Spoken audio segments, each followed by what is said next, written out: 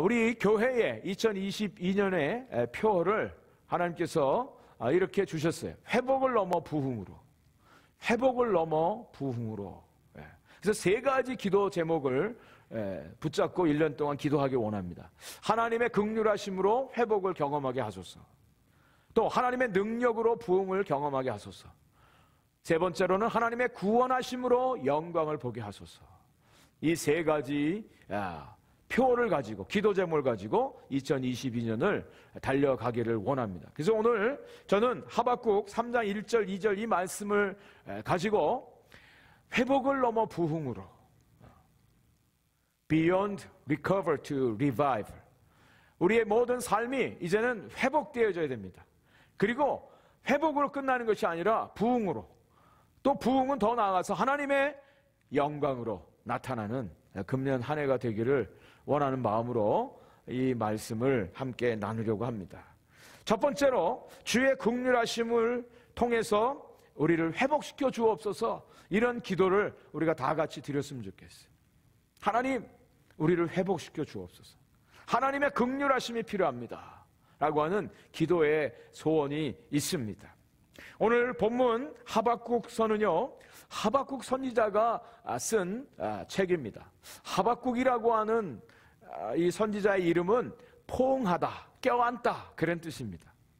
하박국 선지자가 활동했던 시기는 이스라엘 백성들이, 특별히 남유다가 바벨론에 의해서 멸망을 당하기 바로 직전에 활동했던 선지자입니다. 요시야 왕과 그의 아들 여호아스, 그리고 여호야김 왕 시대에 하나님의 말씀을 선포했던 선지자입니다. 요시야 왕이 남유다에 영적인 개혁운동을 일으켰습니다. 그래서 잠깐 동안 이 남유다가 하나님 앞에서 회복되어진 때가 있었습니다. 그런데 이 요시야 왕이 애굽의 바로느고라고 하는 왕에 의해서 죽임을 당합니다. 그때부터 다시 남유다는 위기를 당하게 되죠. 그 당시의 사회상을 보면 사회적인 부패, 사회적인 모든 악들이 전 사회, 국가 전체에 만연했었습니다. 그리고 정치적으로 혼란한 시대였습니다. 또 외부적으로는 새롭게 발흥하는 바벨론이라고 하는 나라가 이 이스라엘을 공격하기 위해서 호시탐탐 노렸던 그런 시기였습니다.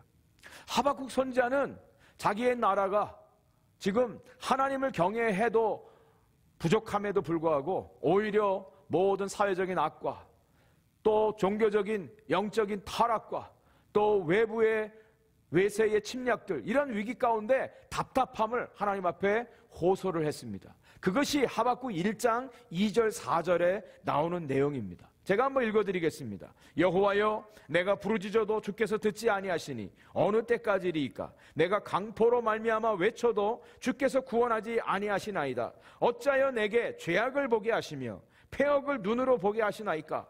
겁탈과 강포가 내 앞에 있고 변론과 분쟁이 일어났나이다. 이러므로 율법이 해이하고 정의가 전혀 시행되지 못하오니 이는 악인이 의인을 에워쌌으므로 정의가 굽게 행하여 짐이니이다. 하박국 선지자가 그 이스라엘 백성들의 타락상 앞에서 하나님 앞에 지금 간구하는 거예요. 그들의 모습이 어떻게 나타났다고요? 모든 죄악과 패역과 강포와 겁탈과 변론과 분쟁들이 일어난 거예요. 선지자가 그 모습을 보고 너무너무 안타까운 거예요. 또 영적으로는 율법이 해이해졌다고 그랬어요. 하나님 말씀을 지키는 사람이 없어요. 하나님 말씀을 들으려고 하지 않아요. 순종하지 않습니다. 그 결과 정의가 굽게 됩니다. 정의가 실현되어지지 않습니다. 악인들이 득세합니다. 그래서 하나님 앞에 기도하는데 하나님이 응답하지 않으세요. 하나님이 응답하지 않고 침묵하고 계세요. 얼마나 답답한 일입니까? 그래서 하박국 선지자가 하나님 앞에 호소하고 간구하고 있어요. 저와 여러분들이 2021년을 지내면서 하나님 앞에 간절하게 기도하지 않았습니까? 하나님, 언제 이 팬데믹 코로나가 끝납니까? 일상으로 돌아가게 해 주옵소서. 우리가 2년 동안 기도했습니다.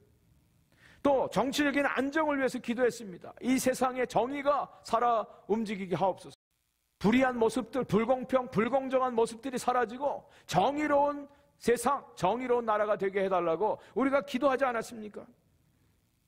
경제적으로 안정되어지고 열심히 땀 흘려 수고한 대로 먹는 은혜와 복이 있게 해달라고 우리가 기도하지 않았습니까?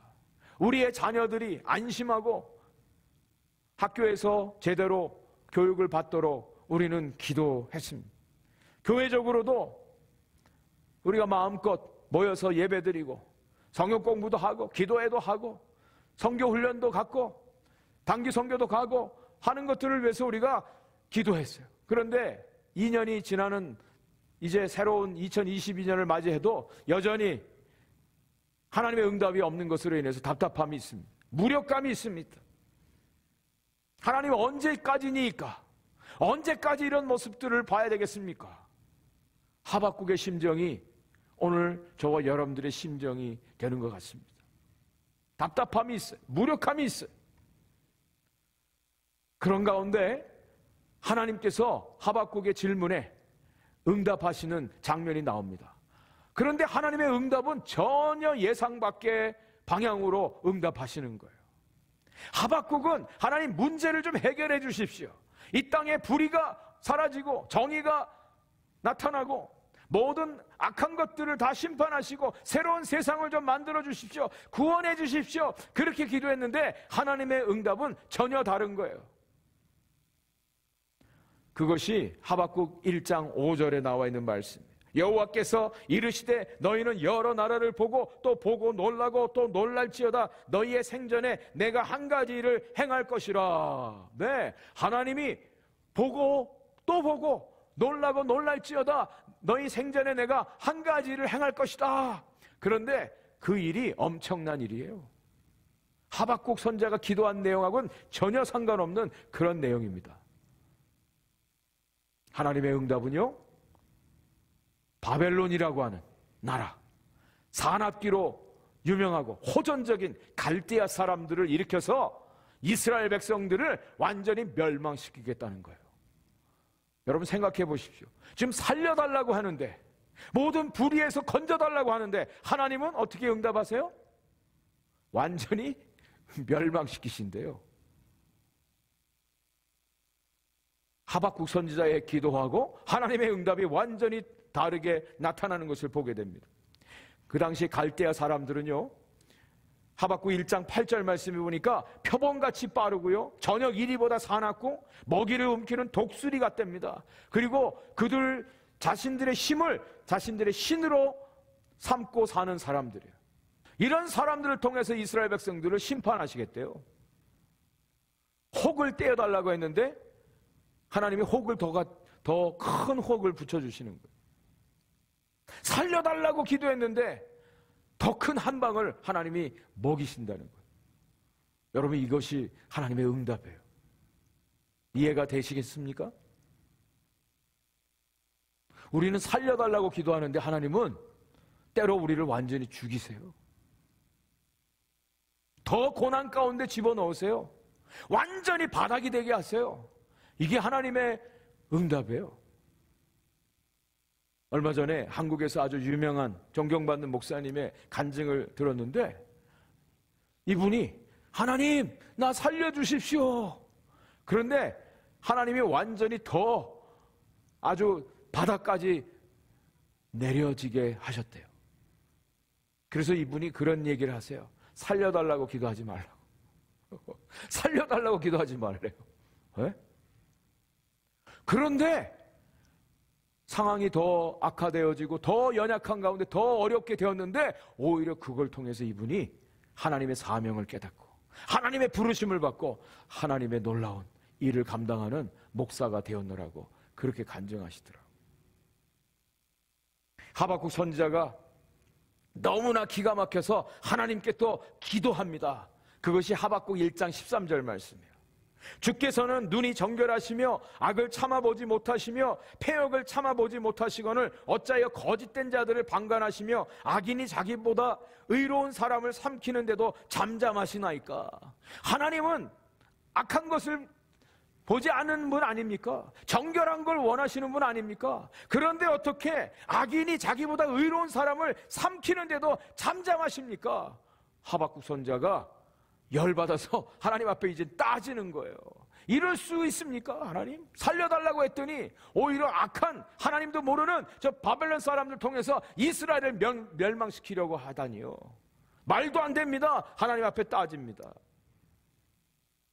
그리고 하박국 선지자가 하나님이 뭐라고 또 말씀하시는가, 하나님이 어떻게 하시는가, 성루에 올라가서 하나님의 응답하심을 기다리게 됩니다.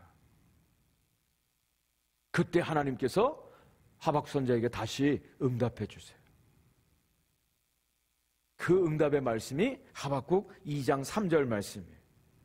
같이 한번 읽어볼까요? 시작. 이 묵시는 정한 때가 있나니 그 종말이 속히 이르겠고 결코 거짓되지 아니하리라. 비록 더딜지라도 기다리라. 지체되지 않고 반드시 응하리라. 이 묵시를 기록하래요. 묵시라고 하는 것은 하존이라고 하는 히브리 단어가 쓰여졌는데요, 경고, 신탁, 예언, 하나님의 말씀을 의미합니다. 이 말씀을 명백하게 판에다가 기록하래요. 그래서 달려가면서도 읽을 수 있도록 하라고 하나님 명령하시면서 이 묵시에 대해서 말씀하시기를 정한 때가 있답니다. 정한 때. 그리고 이 묵시는 속히 이루어질 것이다. 끝이 있다. 완결이 있다. 분명히 말씀하세요. 세 번째로는 이 묵시는 결코 거짓되지 않고 반드시 이루어질 것이다. 거짓말이 아니다 말씀하세요. 네 번째, 더딜지라도 기다리라. 반드시 이루어질 것이다. 다섯 번째, 지체치 않고 반드시 응할 것이다. 여러분, 5번이나 동일한 이야기인데 하나님이 강조해서 말씀하세요. 반드시 하나님의 정하신 때에 이 묵시가 하나님의 뜻이 이루어질 것을 말씀해 주고 있습니다. 근데 신학자들은요, 더 나아가서 이것은 메시아를 통한 하나님의 구원을 예언적으로 선포한 말씀이다라고 해석을 하기도 합니다. 그저 이스라엘 백성들이 바벨론의 포로로 잡혀갔다가 다시 돌아오는 정도, 그것도 물론 구원이지만 그거보다 더 근본적인 구원, 하나님께서 보내신 메시아를 통해서 영원한 생명을 얻게 하시는 하나님의 구속의 역사가 온전히 이루어질 것이다. 하나님의 정한 때에 반드시 응해질 것이다 라고 하나님께서 말씀해 주고 있는 것입니다. 그러면서 하나님이 하박국 선지자에게 비밀을 말씀해 주세요. 그것이 하박국 2장 4절 말씀입니다. 보라, 그의 마음은 교만하며 그 속에서 정직하지 못하나 의인은 그의 믿음으로 말미암아 살리라. 앞에 나오는 보라, 그의 마음은 교만하고 그 속에 정직하지 못하니, 이것은 바벨론 사람들을 의미해요. 그들의 호전성, 그들의 침략, 그들이 예루살렘 성전을 파괴하고 포로로 잡아가는 그 모든 악행들, 그러나 의인은 오직 믿음으로 말미암아 살리라. 진짜 의인, 진짜 믿음의 사람, 진짜 하나님의 사람들이 어떻게 살아야 될 것을 하나님이 말씀해 주고 있습니다. 이러한 하나님의 말씀을 듣고요, 이 하박국 선지자가 놀라게 됩니다. 놀라게 돼요. 그리고 하나님 앞에 기도하는 것이 있어요. 그것은 하나님, 진노 중에라도 긍휼을 잊지 마옵소서. 진노 중에라도, 하나님의 그 바벨론을 통한 심판 중에서라도 하나님 긍휼을 잊지 말아 주옵소서. 이것을 통해서 우리가 회복될 수 있고 이것을 통해서 구원을 받게 된다라고 하는 겁니다. 성경은 하나님의 긍휼을 말씀해 주고 있어요. 긍휼, 라함이라고 하는 단어입니다. 값없이 그저 주시는 하나님의 용서, 용납하심, 받아주심, 사랑, 인애, 자비, 이 모든 것들이 하나님의 이 긍휼 가운데 담겨져 있어요. 이스라엘 백성들이 이제 바벨론에 의해서 침략을 당하고 포로로 잡혀가고 어마어마한 엄청난 고난을 앞두고 있는데 하나님의 긍휼하심을 기억해달라고 하박국 선지자가 기도하고 있는 것입니다. 저와 여러분들의 회복은요, 하나님의 긍휼하심을 통해서만 나타나게 되어 있습니다. 회복이라고 하는 단어, recover, 다시 돌이키다, 다시 제자리로 돌아오는 것을 말하죠. 하나님의 덮으심이, 은혜로 덮으심이 있게 되는 것입니다. 우리 EM 자녀들이 리트릿 가서 은혜를 많이 받고 내려왔어요. 근데 오는 날부터 또 우리 성탄 축하 행사를 끝내고 전도사님을 비롯해서 7명이 양성 반응이 나왔어요. 처음에는 참 당황이 되더라고요. 그런데 곧 하나님의 은혜요, 또 하나님께 감사하는 그런 마음이 생기더라고요. 만약에 이것이 1년 전에 이런 코로나에 감염됐다면 아주 심각했을 거예요. 근데 지금은 그래도 증상들이 많이 약화되어지고 감기 정도로 약하게 지나가는 것, 그리고 젊은이들이 빠르게 회복되어지는 것으로 인해서 정말 감사한 마음이 듭니다. 이것으로 인해서 우리가 같이 대면해서 예배드리지 못하는 안타까움이 있지만, 이것을 통해서 우리가 더 하나 될 수 있게 되어진 것에 대해서 감사를 드립니다. 하나님이 우리 가운데 하나됨을 더 원하시고, 또 하나님 앞에 더 엎드리라고, 더 무릎 꿇으라고 우리를 낮추시는 이 하나님의 놀라운 손길이라고 하는 사실을 깨닫게 됩니다. 그래서 오늘도 저는 하나님 당신의 긍휼을 허락해 주옵소서.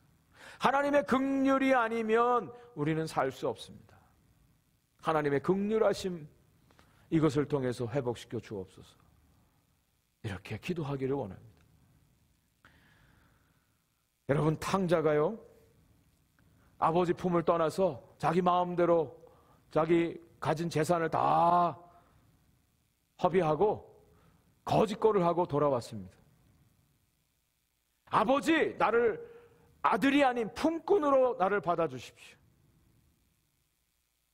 그런데 놀라운 일이 벌어졌죠. 이 아들은 그냥 아버지에 의해서 킥아웃을 당해도 할 말이 없는 아들이에요. 그저 그 아들의 소원대로 품꾼의 하나로 밥만 얻어먹으면서 살 수 있는 것도 큰 은혜라고 생각되어져요. 그런데 아버지는 그렇게 하지 않았어요. 이 아들을 다시 당신의 아들로 받아줬어요. 당신의 아들로 다시 받아주고 인정해줬어요. 안아주었어요. 여러분, 무엇입니까? 그 아버지의 긍휼, 아버지의 은혜, 아버지의 용서, 아버지의 사랑, 그것으로만이 이 아들이 온전히 원래의 자리로 회복될 수 있었다는 것입니다. 금년 한 해 하나님이여, 하나님의 긍휼하심으로 우리들의 모든 삶이 원래의 자리로, 하나님과의 온전한 관계 속에서 하나님의 자녀로, 하나님의 백성으로 회복되어지는 은혜가 있게 주옵소서.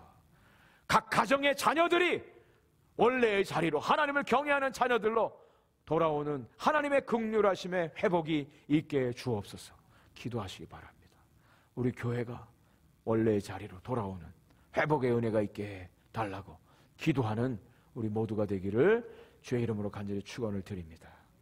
두 번째로, 오늘 이 말씀 통해서 저는 주의 능력으로 부흥을 경험케 하옵소서. 이 기도의 제목을 함께 나누기를 원합니다. 오늘 아까 읽었던 본문 말씀, 하박국 3장 1절 2절 말씀 다시 한번 읽어드리겠습니다. 시기 오롯에 맞춘 선지자 하박국의 기도라. 여호와여, 내가 주께 대한 소문을 듣고 놀랐나이다. 여호와여, 주는 주의 일을 이 수년 내에 부응하게 하옵소서. 이 수년 내에 나타내시옵소서. 하박국 선지자는 성전에서 음악을 담당했던 선지자로 알려지고 있습니다. 그래서 이 하박국 1장부터 3장까지 보면 음악 용어가 많이 나옵니다. 셀라, 또 수금에 맞춘 영장으로 된 노래, 또 시기오롯이라고 하는 이것도 음악 용어입니다. 찬양대를 인도하는 찬양을 담당했던 선지자로 알려지고 있어요. 여기 시기오롯이라고 하는 음악 용어는요, 아주 경쾌하고 빠른 리듬에 열정적인 감정을 담은 그런 찬양을 이야기하고 있습니다.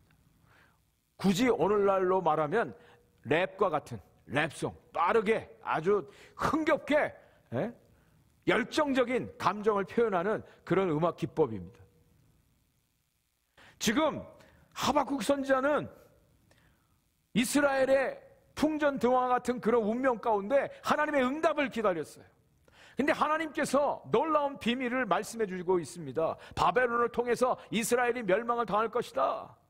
그렇지만 그걸로 끝나는 것이 아니라 하나님께서 그 바벨론을 완전히 멸망시키고 심판하시고 이스라엘 백성들을 구원하시겠다라고 하는 하나님의 놀라운 비전을 또 말씀해 주고 있는 것입니다. 그래서 하나님의 소문을 듣고 내가 놀라고 놀랐나이다. 네? 이렇게 하나님 앞에 찬양을 드리고 있는 것입니다.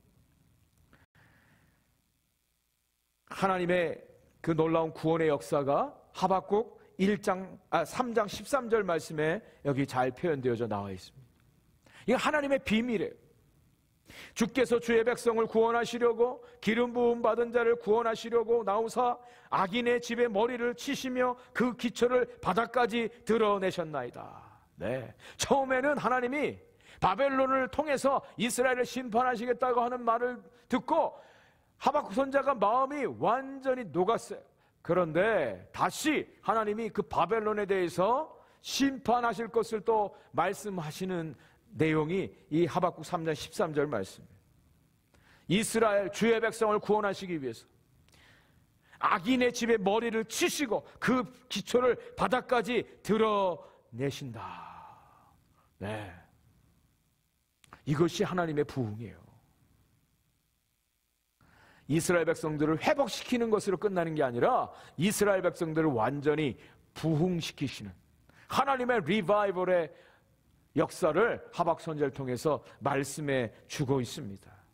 여러분, 우리가 아까 부흥 찬양을 불렀습니다. 부흥, 리바이벌, 부흥을 허락해달라고 우리가 얼마나 많이 기도합니까? 부흥이란 말을 참 많이 하죠. 교회 안에서 많이 사용되어지는 단어입니다. 그런데 그저 부흥이라고 하는 말은 사람들 많이 모이고 교회가 커지고 건물을 짓고 그것이 부흥이 아니에요. 성경에 나오는 부흥은 생명이 다시 돌아온다는 뜻이에요. 생명을 회복한다는 뜻입니다. 히브리 단어로 가야흐라고 하는 단어가 쓰여져요. 가야흐. 여기에는 세 가지 의미가 있습니다. 첫 번째, 숨을 쉰다, 그런 뜻이에요. 숨을 쉰다. 갑자기 심정지가 오면 숨을 못 쉬죠? 그럴 때 CPR을 하지 않습니까? 호흡을 할 수 없을 때 인공호흡을 하지 않습니까? 이 코로나가 무서운 것이 폐 침투해서 호흡이 안 되게 하는 거예요. 그래서 산소호흡기들을 다 끼고 이것을 통해서만이 다시 회복되어지는 것을 우리가 많이 보았습니다. 영적으로도요, 숨을 쉬어야 되는데 숨을 쉬지 못하는 경우들이 있어요. 여러분, 숨을 쉬지 못하면 죽는 거 아닙니까? 숨을 쉬지 못할 때 옆에서 도와줘요. 영적인 호흡을 다시 일으켜주는 것을 말합니다. 우리의 육신적으로 심장이 멎어지고 갑자기 숨이 막히면 그것도 위기지만 그보다 더 큰 문제는 영적으로 호흡하지 못하는 사람들이 있다는 거예요. 영적인 호흡. 영적으로 죽은 것을 말하죠. 부흥이라고 하는 것은 이 영적인 호흡을 다시 하게 하는 것을 말합니다. 숨을 쉬게 하는 거예요. 영적인 숨을 쉬게 하는 것, 이것이 부흥이에요. 부흥. 두 번째로 이 부흥이라고 하는 것은 다시 사는 것을 말합니다. 부활을 의미합니다. 죽었던 자가 다시 생명을 얻고 부활하는 것을 의미해요. 생명이 돌아온 것을 말합니다. 예수 그리스도는 우리의 생명입니다. 예수 그리스도가 우리 가운데 들어올 때 진정으로 살아나요. 영적으로 죽었던 자들이 살아나는 것, 그것이 진짜 부흥이에요. 교회가 영적인 생명력을 잃어버리고 있다가 다시 주님의 생명으로 다시 살아나는 것, 그것이 바로 부흥입니다. 그럴 때 예배가 살아나요. 예배 드리는 태도와 자세가 달라집니다. 예배 가운데 감격이 있어요. 은혜가 있어요. 예배를 사모하게 돼요. 그것이 부흥입니다. 아까 우리 김광수 집사님이 기도하실 때 이제 복음을 전하게 해달라고 그러죠. 전에는 나만 예수 믿는 것, 나 예수 믿는 것도 다른 사람한테 말하지도 못하고 숨어서 예배 신앙생활 하다가 이제는 다른 사람들한테 막 전하는 거예요. 예수의 생명이 우리 안에 약동하면 전하고 싶어요. 견딜 수 없어요. 죽어가는 사람들이 안타깝게 보여져요. 그것이 생명의 역사의 부흥입니다. 그리고 세 번째로 부흥은요, 소생하는 걸 말합니다. 원기를 다시 찾는 것을 말합니다. 생명의 능력이 우리 가운데 약동하는 것을 말합니다. 살아있지만 병약하거나 힘이 없으면요, 아무 일도 못해요. 그런데 에너지가 생기면 일어나서 움직이지 않습니까? 활동하지 않습니까? 저는 인도네시아에서 선교사 사역할 때 티푸스에 걸려서 3일 동안을 병원에 입원했어요. 그리고 퇴원했는데 3개월 동안 아무리 음식을 먹어도 힘이 안 나는 거예요. 티푸스 균이 몸 안에서 모든 영양소를 다 뺏어가요. 그런데 어느 날 어떤 분이 추천한 음식이 있었어요. 그 음식을 먹는 순간 눈이 밝아지더라고요. 처음으로 먹는데 몸에서 에너지가 생기는 것을 정말 느꼈어요. 영적으로도요, 우리 안에 에너지가 있어야 돼요. 능력이 있어야 돼요. 어려움이 오고 문제가 있어도 그냥 낙심하고 주저앉고 한탄하고 탄식하는 것만이 아니라 그 속에서 일어나고 뚫고 나아갈 수 있는, 브레이크트루 할 수 있는 영적인 능력이 있어야 돼. 그것이 부흥이에요. 하나님의 생명의 능력이 우리 가운데 들어올 때 이 세상이 변화되어지는 놀라운 하나님 나라의 역사가 이루어지게 됩니다. 여러분, 이것이 진정한 영적인 부흥이에요. 2022년 우리가 정말 첫 주일부터 모여서 예배드리지 못하지만 저는 2022년을 하나님이 우리 교회, 오픈더 교회 부흥의 해로 삼아주실 것을 분명히 선포합니다. 하나님이 하실 거예요. 하나님의 생명의 역사가 나타나면 이루어집니다. 하나님의 생명의 부흥의 역사가 이루어져야 돼요. 엘리야 선지자가 갈멜산에서 850대의 그 거짓 선지자들과 싸워서 승리했지만 로봇 나무 밑에서 죽여달라고 인생 다 포기한 사람처럼 그랬어요. 그때 하나님께서 엘리야에게 찾아오셔서 음식을 먹여주시고 어루만져 주시고 새로운 사명을 주심으로 그에게 새로운 선지자의 일을 감당하게 하셨어요. 여러분, 부흥이라고 하는 것은요, 생명이 다시 들어오는 거예요. 생명의 능력으로 원기를 회복하는 거예요. 그리고 사명을 감당하는 거예요. 주어진 사명을 감당하는 것, 그것이 부흥의 역사입니다. 2022년 우리 교회, 아까도 말씀드린 것처럼 저희 교회가 이제 10명의 파송 선교사님, 또 협력 파송 선교사님, 8분의 후원 선교사님, 우리가 협력하고 후원하고 선교할 것입니다. 저는 이것이 큰 도전이라고 믿습니다. 그런데 하나님이 함께 하시며 하나님 살아계시기에 하나님 기뻐하시는 일이기에 이것이 하나님에 의해서 이루어질 것을 분명히 믿습니다. 하나님의 부흥의 역사가 하나님의 능력으로 부흥을 경험하는 2022년이 되게 해달라고 우리가 기도하는 우리 모든 성도님들 되시기를 간절히 축복합니다. 마지막 세 번째로 주의 구원하심을 통해서 하나님의 영광을 보게 해 주옵소서. 이것이 세 번째 기도 제목이에요. 하박국 선지자가 그런 하나님의 놀라운 구원의 비밀을 들었지만 여전히 현실은 아직까지 바벨론이 침략할 것을 이제 기다리는 때예요. 조마조마합니다. 어려운 때입니다. 그것을 하박국 선지자가 3장 16절에서 이렇게 표현하고 있습니다. 내가 들었으므로 내 창자가 흔들렸고 그 목소리로 말미암아 내 입술이 떨렸도다. 무리가 우리를 치러 올라오는 환난 날을 내가 기다림으로 썩이는 것이 내 뼈에 들어왔으며 내 몸은 내 초에서 떨리는도다. 지금 바벨론이 침략해 올 것, 그 소식을 듣고 지금 창자가 떨리고 손이 떨리고 손발이 떨리고 아무것도 할 수 없는 그런 낙심한 상태에 지금 하박국 선지자가 있는 거예요. 그런데 놀라운 반전이 일어납니다. 그런 상황 가운데 하박국 선지자가 17절, 18절에 놀라운 찬양의 고백을 하고 있는 것입니다. 우리 다 같이 한번 이 말씀을 큰 소리를 읽어보겠습니다. 시작. 비록 무화과 나무가 무성하지 못하며 포도나무에 열매가 없으며 감람나무에 소출이 없으며 밭에 먹을 것이 없으며 우리의 양이 없으며 외양간에 소가 없을지라도 나는 여호와로 말미암아 즐거워하며 나의 구원의 하나님으로 말미암아 기뻐하리로다. 할렐루야. 네? 상황이 좋은 때에 이 찬양한 게 아닙니다. 절망의 한가운데 죽음을 눈앞에 두고 이 고백을 드리고 있어요. 세상적으로는 웃을 일이 없는 거예요. 소망이 전혀 없는 상황입니다. 그런데 하나님을 찬양해요. 그럼에도 불구하고 하나님을 찬양한대요. 여러분, 이것이 진짜 찬양 아닙니까? 어떤 조건이 이루어져서 내 기도에 응답되어져서 모든 것이 잘 풀어져서 그때 찬양하는 거, 감사하는 건 누구라도 할 수 있어요. 그런데 진짜 찬양, 진짜 감사는 할 수 없을 때 믿음으로 하나님을 바라보고 하나님 한 분이면 만족합니다. 충분합니다. 그것이 진짜 찬양이에요. 그것이 진짜 감사합니다. 이것은 믿음으로만 가능합니다. 이것은 믿음으로만 가능한 찬양이에요. 이 믿음이 저와 여러분들 가운데 있기를 간절히 축복합니다. 2년 동안 우리는 아직 너무나 척박하고 어려운 시간들을 보냈습니다. 여전히 위험 가운데 있습니다. 위기가 있습니다. 그러나 저는 우리 모든 성도들이 이런 상황 가운데서도 하박국처럼 이 찬양을 드릴 수 있기를 간절히 축복합니다. 믿음으로 드릴 수 있기를 간절히 축복합니다. 보통 저와 여러분들이 하나님께 영광 돌린다? 언제 영광 돌린다고 얘기를 해요? 요 구절을 한번 이렇게 적용해 보세요.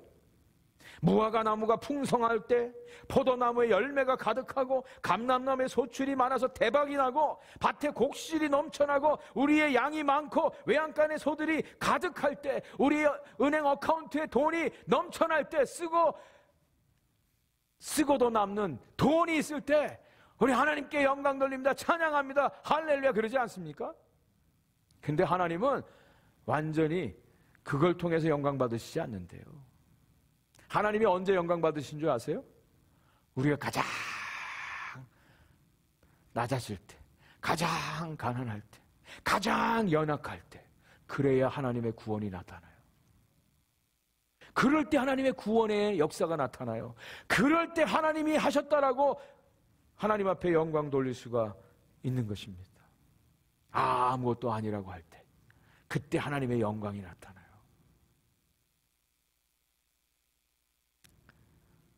다 있다면 하나님께 영광 돌리지 않아요. 말로는 하나님께 영광 돌린다고 하죠. 그런데 은근히 내가 했다고 그래요. 자기가 나타나요. 그런데 모든 것을 다 잃어버리고 없을 때, 그때는 하나님만 나타나요. 한 분을 제가 소개해드리고 싶어요. I am nothing이라고 하는 책을 쓴 젊은 선교사님이에요. 마이클 오라고 하는 젊은 선교사님. 이분이 전 세계의 선교사들을 다 선교 운동을 주도하는 로잔 운동, 로잔 위원회의 총재가 되었어요. 40대 초반에. 이분이 이 책에서 그런 자기의 경험을 쓰고 있어요. 로잔 위원회가 모였는데 이 마이클 오라고 하는 선교사 이름이 불려졌어요. 그때 아시아에 아주 유력한 선교 지도자가 마이클 오가 도대체 누구야? 한국 사람도 아닌 것 같아. 한국말도 제대로 못해. 그저 일본의 조그만 신학교를 이끄는 정도야. 그리고 일본 기독교 지도자들 중에도 마이클 오를 아는 사람이 별로 없어. 도대체 마이클 오라는 사람이 누군데 감히 이 로잔 위원회의 위원이 될 수 있어? 그런 소리가 들렸다는 거예요. 그때 이 마이클 오가 하나님 감사합니다 그랬대. 하나님 감사합니다. 정말 그렇습니다. 나는 아무것도 아닙니다. I'm nothing. 그래야 주님이 높임을 받으십니다. 주님이 나타나십니다. 주님이 영광을 받으십니다. 그날 이 마이클 오가 일기에 썼답니다. 하나님, 마가복음 12장에 나오는 그 과부처럼 되길 원합니다. 두 렙돈을, 자기 전 재산을 드린 그 과부처럼 나도 주님을 위해서 내 삶을 온전히 드리게 하옵소서. 오직 주님만 나타내 주시옵소서. 이렇게 일기에 썼대요. 근데 실제적으로 이 마이클 오라고 하는 이 젊은 선교사가 그냥 아무나 형편없는 사람이 아닙니다. 이 마이클 오는요, 유펜을 나오고 하버드에서 석사 3개 하고 박사 학위를 받은 사람이에요. 그리고 누나하고 매형, 또 형, 또 이 마이클 오 선교사의 와이프도 이 5사람이 학위를 받은 것이 하버드, 예일, 코넬, 프린스턴, 유펜 다 합쳐서 15개나 된대. 근데 이 5명이 다 지금 선교사로 주님 나라를 위해서 헌신하고 있대요. 얼마든지 유명해질 수도 있고 얼마든지 잘 나갈 수도 있는데 완전히 I'm nothing, 나는 아무것도 아닙니다. 그럴 때 정말 하나님만이 높임을 받으시는 일생을 I'm nothing으로 사는, 하나님만을 증거하는 그런 삶을 살기를 원하노라 고백하는 귀한 선교사죠. 여러분, 하나님의 구원은요, 우리가 연약할 때, 아무것도 아닐 때, 그때 하나님의 구원이 나타나고 하나님의 영광이 나타나요. 그 결과가 어떻게 되는지 아십니까? 이제 하박국의 마지막 결론입니다. 하박국 2장 14절 말씀의 결론이 그때서야 이루어지는 거예요. 하박국 2장 14절을 같이 한번 읽어보겠습니다. 시작. 이는 물이 바다를 덮음같이 여호와의 영광을 인정하는 것이 온 세상에 가득함이니이다. 물이 바다를 덮음같이 여호와의 영광을 인정하는 것이 온 세상에 가득함이니라. 언제요? 하나님의 구원이 나타날 때, 우리가 연약하고 우리는 아무것도 아닌 그런 연약한 가운데 하나님의 온전한 구원이 나타날 때 온 세상에 하나님이 하나님 되어지는, 하나님의 영광이 인정되어지는 것이 물이 바다를 덮음같이 온 세상에 가득하게 되어지는 하나님의 나라가 완성되어지게 되는 것입니다. 저는 이 날을 꿈꿉니다. 이것을 위해서 기도합니다. 하나님, 하나님의 구원이 나타나서, 하나님의 영광이 나타나서 온 세상 가운데 여호와의 영광을 인정하는 것이 세상에 충만하게 되기를 원합니다. 우리 교회를 그것을 위해서 사용해 주시옵소서. 이것을 위해서 기도합니다. 2022년 우리 모두 함께 하나님의 영광을 위해서 기도하는, 힘있게 나아가는 우리 모두가 되시기를 주의 이름으로 간절히 축원을 드립니다.